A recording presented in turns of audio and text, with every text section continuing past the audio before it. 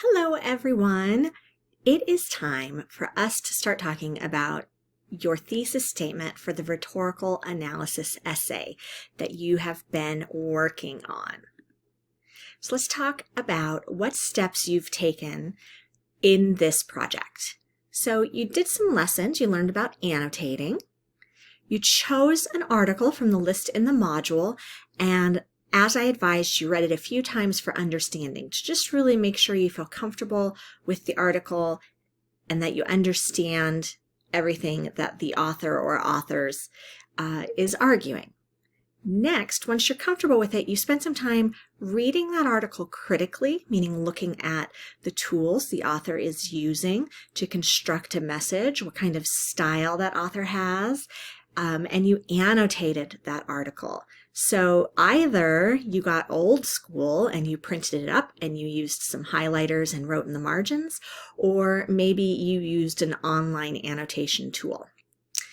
After you did that, you completed your graphic organizer, where you found examples from your article to illustrate each category in the graphic organizer. What's next? This week, you're composing a strong and analytical thesis statement. Once you have that, it's time to write. You're going to create your rough draft. We're going to engage in peer review. You're going to take that draft and submit it to either BrainFuse or maybe visit the Writing Center at GCC. Once you have all the feedback that you have sought, you're going to do a nice final edit on it, gussy it up, and then submit that final draft. So in this video, we're going to talk about how to write a strong thesis statement. I have 4 steps I'd like for you to go through so that you can feel really good about your thesis statement. Step 1, bring back up that graphic organizer. That wasn't just a box we checked. It serves a purpose. Look at it again and think about what stands out to you. Let's take a look at it together. So in this section, you were asked to think about the rhetorical situation of the article you've chosen. Now, some of you, where it says speaker, just wrote the author or you wrote the author's name. I'm asking you to go deeper. Do a little research on that person. Who is Bader and why does she have the right to write the article she wrote? Why is she an authority? Context. Look at the year. What's going on in the world at the time that this was written? You have to, make a leap there to try and figure out what caused this article to bubble to the surface of discourse at this time in American history. Who's the audience? A lot of you are saying things like, it's America. Well, not all of America reads The Atlantic. Who is the audience of The Atlantic? You may want to look at the media bias chart to get you started and maybe do a little research about who The Atlantic is and when they were founded. Who reads it? And what is the purpose? Is it to entertain? Is it to educate? Is it to persuade? And how do you know? In the first section, everything here is about how the author or authors deliver the content. This is not only what will make up the first body paragraph in your essay, but this should be one of your main points in your thesis statement. The second section is about style. Again, this is the second body paragraph in your essay and the second main point in your thesis. So look at your graphic organizer and see what stands out to you. Did you see a lot of excellent figurative language or repetition that was really poetic? Did you see a really strong pattern of organization, maybe a cause and effect organization and a really strong reliance on logos? Pick out what really stands out to you. You're not going to write about everything under content, and you're not going to write about everything under style. You're going to pick the pieces that are strongest.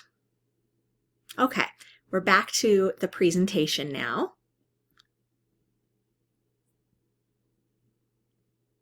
And let's go ahead and move forward. Step 2.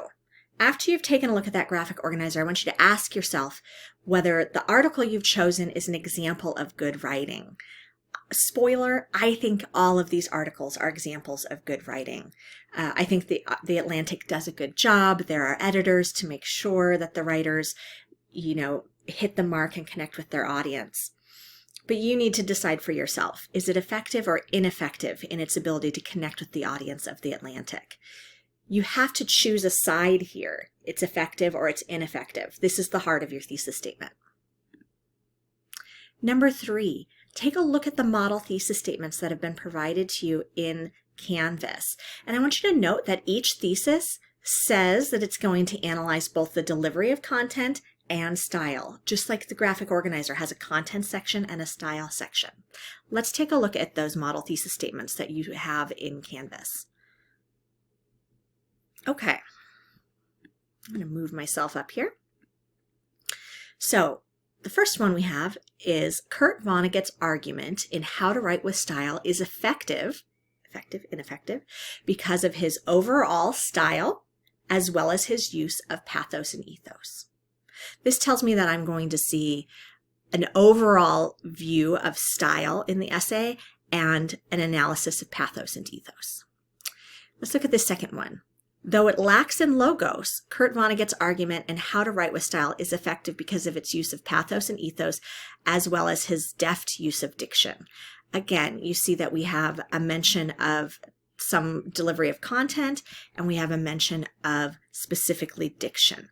So each thesis statement does a couple of things. It takes a stand, effective or ineffective, and it articulates something about the style and something about the content delivery. Now, both of these use rhetorical appeals, logos, ethos, pathos. You don't have to write about logos, ethos, pathos. Maybe you felt that there was a really strong use of organization. That's a delivery of content. There were some other things in there that you might have looked at, other elements or tools that the author might have used to deliver content if you're not comfortable writing about logos, ethos, or pathos. I think logos, ethos, and pathos are kind of low-hanging fruit, and you don't need to kill yourself over this essay, but there are other routes you can take. However, you must also include an analysis of style. So that's second section on the graphic organizer. The last thing you do once you've gone through those steps is just write that thesis, address the prompt, use the models, submit it in Canvas for your classmates to see and give you feedback on, and for me to give you some feedback on. And voila, you've done it. You've created a thesis statement for your paper. If you have any questions, please reach out to me. If you'd like me to see your thesis statement while you're working on it before you submit it in Canvas, that's cool. Send it to me in Canvas through Canvas Messenger, and I can help you out with that. Otherwise, just carry on the good work, and I will see you around this week.